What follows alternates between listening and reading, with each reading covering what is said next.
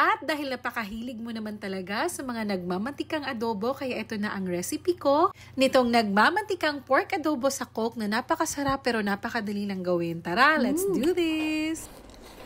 So, una, kailangan nating maghanda ng pork belly. I-cut lang natin to ng pa-adobo ka tulad nito. Then, painitin na natin ang ating kawali, maglagay ng mantika at igisa na ang ating bawang at sibuyas. Then, isunod na natin itong karne nating hiniwa-hiwa kanina at igisa-gisa lang muna hanggang mag-brown. At pag nag-brown na, lagyan ng suka at huwag na muna nating haluin hanggang 2 minutes. Then, after 2 minutes, pwede na siyang haluin at timplahan na natin ng patis. Konti lang paminta, then dahon ng laurel. Igisa-gisa at takpan natin ng mga 3 minutes hanggang manuot lang yung timpla. And after 3 minutes, buksan na natin to at igisa-gisa lang natin ng kaunti at dito na natin ilagay ang ating coke. Yung coke dapat same level lang nitong karne. Then, haluin ng kaunti or bahagya at takpan na rin natin to hanggang sa kumulo. Pagkakulo naman nito, ay mag-add na tayo ng oyster sauce. And syempre, hahaluin na naman ulit natin to. Then, amuyin. Ang bango.